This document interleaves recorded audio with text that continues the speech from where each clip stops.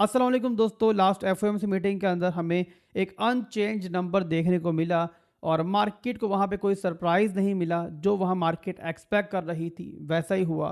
But इस बार CPI report की बारी जो है मार्केट को यहाँ पे थोड़ा सा नेगेटिव सिनेरियो देखने को मिला और एक्सपेक्ट किया जा रहा था कि 29% आएगा, बट जो नंबर आया वो 3% आया। अब इसके बाद हमने देखा कि स्टॉक मार्केट जो है वो वहाँ पे डगमगाई और वो गिरी। बट यहाँ पे क्रिप्टो मार्केट हमें फिलहाल भी यहाँ पर जो है ना इस नंबर के बाद भी थोड़ा सा स्टेबल दिखाई दे रही है। अगर हम बिटकॉइन को देखें, बिटकॉइन 97,000 पे चल रहा है इस टाइम, और जिस टाइम ये नंबर आया उस टाइम यहाँ पे मेरा ख्याल है कि 95,000 के आसपास चल रहा था।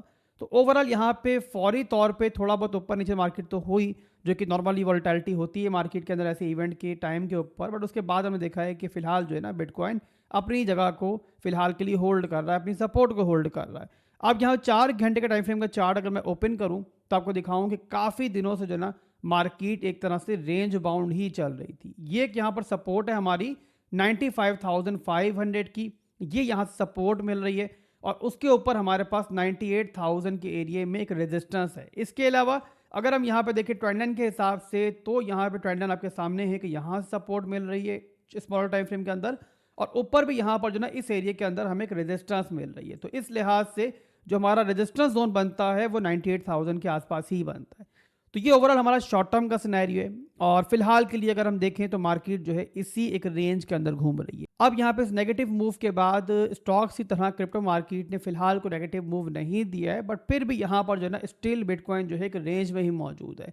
और यहाँ पे एक चीज़ आप लोगों ने समझनी है और याद रखनी है कि जब भी कोई भी एसेट बहुत देर तक किसी रेंज में ट्रेड करता रहता है ना, तो उसके बाद जो ना एक्सपेंशन का मूव भी जो होता है वो बहुत तगड़ा होता है। यानी कि जिस साइड मार्केट फटेगी वो काफ़ी तगड़ा मूव होगा, काफ़ी स्पीडी मूव होगा।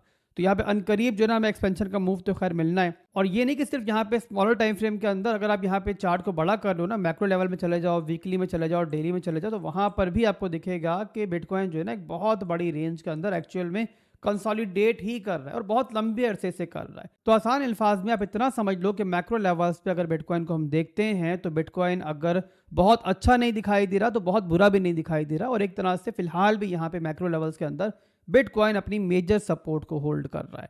बट इसी के मुकाबले पे अगर हम देखते हैं ओल्ड कॉइन्स को, तो वहाँ पे सिचुएशन जो है कम्प्लीटली डिफरेंट है। ओल्ड कॉइन्स ने काफ़ी बड़ा डंप लिया लास्ट वीक के अंदर और हमें ज़्यादातर ओल्ड कॉइन्स जो है बहुत मेजर डंप लेते हुए दिखे। और ओवरऑल अगर हम देखें दिसंबर के महीने के लोकल टॉप को, तो वहाँ से तमाम ओल्ड कॉइन्स यहाँ पे काफ़ी डंप कर चुके हैं और कम या ज़्यादा बहरहाल जो है ना डंप यहाँ पे हर ओल्ड कॉइन के अंदर हमें अच्छा खासा देखने को मिल रहा है। और ना सिर्फ कि छोटे ओल्ड कॉइन्स के अंदर बल्कि बड़े ओल्ड कॉइन्स के अंदर भी हमें काफ़ी रिट्रेसमेंट देखने को मिल रही है।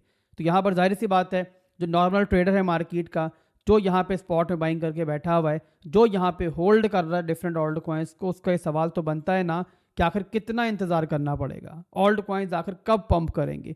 और काफ़ी लोग ऐसे हैं जिन्हें मैं देख रहा हूँ कि अब वो कम्प्लीटली हिम्मत हार चुके हैं। आप लोग मेरे कमेंट्स को देख लो, आप लोग इस टाइम ओवरऑल ट्विटर पे देख लो, सोशल मीडिया पे देख लो, हर जगह जो है आपको ओल्ड कॉइन्स को लेकर जो है ना एक मायूसी दिखेगी। अब फरवरी के महीने में बिटकॉइन जहाँ मौजूद है ना, ये हरगिज़ हैरानगी की बात नहीं है, बट ओल्ड कॉइन्स जहाँ मौजूद हैं, जिस प्राइस से मौजूद हैं, ये यहाँ पे किसी ने एक्सपेक्ट नहीं किया था।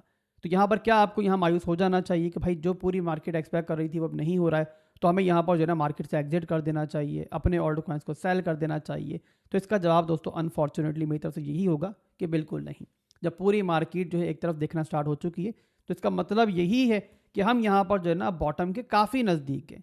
और यहाँ पे चाहे मार्केट आपको बहुत गंदा दिख रही है, बट मेरे हिसाब से यही वो टाइम है कि जहाँ पर अगर आप स्पॉट में अच्छे ओल्ड कॉइन्स होल्ड कर रहे हो या फिर खरीदने का इरादा रखते हो, तो यहाँ पर जो है ना हरगिज़ ये बुरा इरादा नहीं है, हरगिज़ ये बुरा फैसला नहीं है। और हमने माजी में भी देखा कि ऐसे मौक़ों के ऊपर कि जहाँ मार्केट जो है इतनी बुराई दिखा रही होती है, इतना ज़्यादा पैनिक होता है मार्केट के अंदर, वहीं पर जो है ना बाइंग करना एक अच्छा फैसला होता है। तो जो लोग यहाँ पे बाइंग करना चाहते हैं ओल्ड कॉइन्स के अंदर, मेरे हिसाब से बहुत सारे ऐसे ओल्ड कॉइन्स हैं जो अच्छी प्राइस पर हैं, और मेरा ख्याल है यहाँ मुझे इनके नाम बताने की भी ज़रूरत नहीं है। आप यहाँ पे टॉप ओल्ड कॉइन सेलेक्ट करो, बल्कि एक काम करो कि यहाँ पे लास्ट 90 डेज का डेटा देख लो। जिस बड़े ओल्ड कॉइन ने, शिट कॉइन्स की बात नहीं करो, जिस बड़े ओल्ड कॉइन ने अपनी पोजीशन को मजबूती से होल्ड किया हुआ है उस ओल्ड कॉइन पकड़ो। यानी जिस ओल्ड कॉइन के अंदर लास्ट 90 दिनों के अंदर आपको डंप कम दिख रहा है बाकी ओल्ड कॉइन्स के मुकाबले में, उनको पकड़ो। तो बहुत सारे ओल्ड कॉइन्स आपको दिख जाएंगे ऐसे कि जिनका इस टाइम मार्केट के अंदर एक ट्रेंड मौजूद है, कोई यहाँ पे यूज़ केस मौजूद है, कोई यहाँ पर ऐसी यूटिलिटी मौजूद है कि जिसकी वजह से जो है ना वो ओल्ड कॉइन अपनी पोजीशन संभाल के बैठा हुआ है। यहाँ पे किसी भी ऑल्ट कॉइन को लेने के लिए 3 चीजें आप देखो और उसमें एंट्री मारो। पहली चीज कि जो यहाँ पे अच्छा मार्केट कैप रखता हो, जो यहाँ पे ट्रेंड के अंदर हो, या फिर उसका ट्रेंड यहाँ पे आगे एक्सपेक्टेड है, या फिर यहाँ पर जो है ना आपको ये दिख रहा है कि ज्यादातर वेल्स जो है उसकी बाइंग कर रही है। मतलब अगर मुझसे लिस्ट पूछोगे आप लोग, यहाँ 20 से 25 ऐसे ऑल्ट कॉइन बता सकता हूँ मैं आपको कि जिन्होंने इन दिनों के दरमियान भी जो है ना डंप तो खैर किया है, ज़रा पूरी ऑल्ट कॉइन मार्केट ने किया, बट इतना डंप नहीं किया। तो आप उनके अंदर जो है एंट्री बना सकते हो। तो अगर आप चाहते हो कि मैं लिस्ट शेयर करूं तो कमेंट में लिखो, मैं कंप्लीट लिस्ट जो है आपके साथ शेयर कर दूंगा। इसके अलावा किसी ने अगर टॉप पे बाइंग कर ली है और उसका पोर्टफोलियो यहाँ पे 60-70% डाउन है, तो वो यहाँ पर अपने अच्छे ऑल्ट कॉइन्स के अंदर यहाँ पे डीसीए कर सकता है। और इसके अलावा किसी के पास अगर कुछ भी मौजूद नहीं है और वो यहाँ लॉस के अंदर है बहुत ज़्यादा, तो वो यहाँ जस्ट अपने ऑल्ट कॉइन्स को होल्ड करे। और यहाँ बेचने का मौका जो है ना कभी भी रेड मार्केट में नहीं होता, बेचने का मौका तभी होता है जब मार्केट ग्रीन होती है। तो उम्मीद करता हूँ कि मेरी बात आपको समझ में आ रही होगी भाई। जो भी मैं खुद कर रहा हूँ वही डिस्कस कर रहा हूँ आपसे, अपना पॉइंट ऑफ व्यू शेयर कर रहा हूँ। बाकी ज़रा खुद की रिसर्च भी आप करो, कोई फाइनेंशियल एडवाइस नहीं है, ज़रा आपका पैसा है, आप जानते हो कितना रिस्क आप उस पर ले सकते हो। Crypto market at the end risky market है, तो यहाँ पे खुद की रिसर्च भी करो, पर जहाँ पे जो मुझे लग रहा है, जो मैं समझ रहा हूँ, मैं शेयर कर रहा हूँ आपके साथ। अब इसके बाद चलते हैं बिटकॉइन डोमिनेंस की तरफ, उस पर भी नजर डाल लेते हैं क्या चल रहा है उसके अंदर। याद रखें बिटकॉइन डोमिनेंस अगर नेगेटिव होगी तो ही ऑल्ट कॉइन अच्छे होंगे, तभी ऑल्ट कॉइन्स पंप करेंगे। जब बिटकॉइन डोमिनेंस ने गिरना है तो यहाँ बिटकॉइन डोमिनेंस का चार्ट मैंने ओपन कर लिया है और यहाँ पहले मैं आपको दिखाता हूँ वीकली टाइम फ्रेम के अंदर, वीकली के अंदर भी, डेली के अंदर भी, दोनों जगह आप देखोगे तो प्रीवियस हाई से ऊपर हमें हाई मिल चुका है। और यहाँ पे ओवरऑल डोमिनेंस चल रही है 61.26% पे। लगभग डंप के अंदर डोमिनेंस गई थी 64% के ऊपर, अब वहाँ से ब्लीड होगी 61% के ऊपर चल रही है। तो अगर हम स्ट्रक्चर के लिहाज से देखेंगे, हम यहाँ पर टेक्निकली देखेंगे तो हमें यही दिख रहा है कि डोमिनेंस जो है ना इस टाइम बुरी नहीं दिख रही है, पॉजिटिव दिख रही है, स्ट्रॉन्ग दिख रही है। और डोमिनेंस स्ट्रॉन्ग है तभी ऑल्ट कॉइन्स की ये हालत आपको दिख रही है।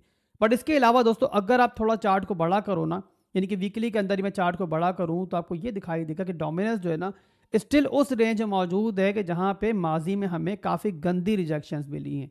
यानी कि आप आसान अल्फाज में, जो कल वाली वीडियो में बताया था मैंने आपको, कि ये समझ सकते हो कि यहाँ पे डोमिनेंस के लिए करो या मरो वाली सूरत हाल है। अगर रिजेक्शन होगी यहाँ से तो बहुत गंदी होगी, अगर डोमिनेंस इस रेंज को तोड़ती है तो पंप भी अच्छा होगा। यानी कि यहाँ पे जो भी मूव आएगा डोमिनेंस का अगला, वो काफ़ी तगड़ा मूव होगा, छोटा मूव नहीं होगा। अब पर्सनली मैं यहाँ पर क्या एक्सपेक्ट कर रहा हूँ, तो मैं यहाँ पर ये एक्सपेक्ट कर रहा हूँ कि डोमिनेंस जो है ना अनकरीब हमें ऊपर नीचे होकर इस तरीके से फिर ब्लीड होती हुई दिख सकती है और यहाँ पे एक रिजेक्शन की तरफ जाती हुई दिख सकती है। अब यहाँ पर रिजेक्शन कब कंफर्म होगी, ये अगर आपको समझना है तो उसके लिए आपको जाना पड़ेगा 4 घंटे के टाइम फ्रेम के अंदर।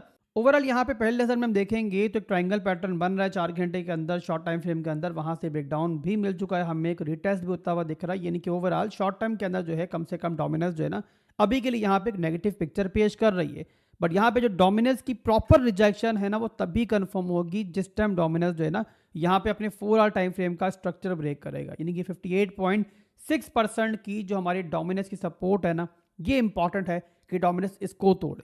जिस टाइम ये टूटे समझ जाना कि मार्केट जो है दोबारा पलटने की तैयारी कर रही है और दोबारा यहाँ पे जो है ना मार्केट में एक अच्छा मूव स्टार्ट होने जा रहा है। उससे पहले जब तक डोमिनेंस इसके ऊपर मौजूद है तब तक जो है ना आपको ऑल्ट कॉइन्स की भी और मार्केट की भी यही सिचुएशन दिखेगी जो इस टाइम दिख रही है। ऊपर नीचे होती रहेगी, मार्केट कंसोलिडेट करती रहेगी और आपको पैनिक करती रहेगी। कामयाब कौन होगा? जो यहाँ पर जो है ना अपने एसाब को, अपने इमोशंस को काबू में रखेगा। तो ये ओवरऑल मार्केट की सूरत हाल फिलहाल के लिए चल रही है। इसके अलावा वीडियो के आखिर में मैं एक ऑल्ट कॉइन के बारे में डिस्कस कर लूँ जिसके बारे में काफ़ी लोगों ने सवाल किया था, और वो है केक कॉइन। काफ़ी लोगों ने सवाल किया कि आखिर ये मार्केट से बिल्कुल अलग क्यों चल रहा है और क्यों इतना अच्छा पंप करना स्टार्ट हो गया अचानक से। अगर आप देखो तो यहाँ पे 1.3 का एक लोकल बॉटम लगाने के बाद, विक तो खैर इससे भी नीचे गई थी, मैं क्लोजिंग की बात कर रहा हूँ, क्लोजिंग लगाने के बाद यहाँ पे देखो तब तक जो है ना केक यहाँ पर कुछ दिनों के अंदर ही यहाँ पे तकरीबन 80% पंप कर चुका है। तो केक के पंप करने के पीछे वही रीजन है जो सोलाना के पंप करने के पीछे था, वही रीजन है जो सुई के पंप करने के पीछे था, यानी कि मीम कॉइन्स का लॉन्च होना। केक के ऊपर भी आपको पता होगा कि लास्ट डेज के अंदर एक यहाँ मीम कॉइन लॉन्च हुआ था TST के नाम से, जिसको पहले लोग समझ रहे थे कि वो सीजी का कॉइन है, और बाद में सीजी ने बहुत देर के बाद जो है डिनाई कर दिया कि भाई ये मेरा कॉइन है, और उसके बाद मालूम पड़ा कि वो जस्ट एक कम्युनिटी कॉइन है। बट बहरहाल तब तक जो है वो बहुत ज़्यादा पंप कर चुका था, बाइनेंस पे लॉन्च भी हो चुका था, और इसी वजह से बाइनेंस के ऊपर जो है लास्ट डेज के अंदर काफ़ी तनकीद भी हुई है। एनीवेज यहाँ पे केक के ऊपर उस मीम कॉइन का लॉन्च होना और उसका पंप करना, यहाँ पे जाहिर सी बात है बहुत सारे दूसरे लोगों को भी इनवाइट कर रहा है कि वो भी यहाँ पर आएँ और अपने मीम कॉइन्स लॉन्च करें। तो जाहिर है मीम कॉइन्स अगर लॉन्च होंगे, यहाँ पर बनेंगे, तो जाहिर सी बात है इसने पंप करना, और वही हमें होता हुआ दिख रहा है। इसके अलावा टेक्निकली बात करें,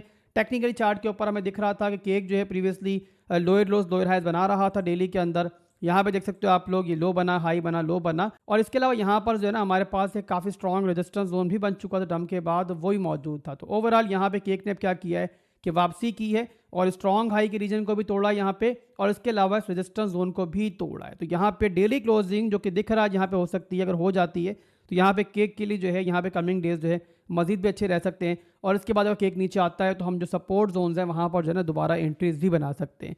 और मिड टर्म के अंदर केक जो है हमें यहाँ पर जो है ना 2.8 या फिर $3 के एरिया में भी दिख सकता है बड़ी आराम से, अगर यहाँ पे ट्रेंड जो इस टाइम बना हुआ है ये कायम रहता है और कोई यहाँ पे बुरी खबर नहीं आती। तो अभी के लिए दोस्तों बस इतना ही था, फिर मिलेंगे इंशाल्लाह बहुत जल्द। दुआ में याद रखिएगा। अल्लाह हाफिज़।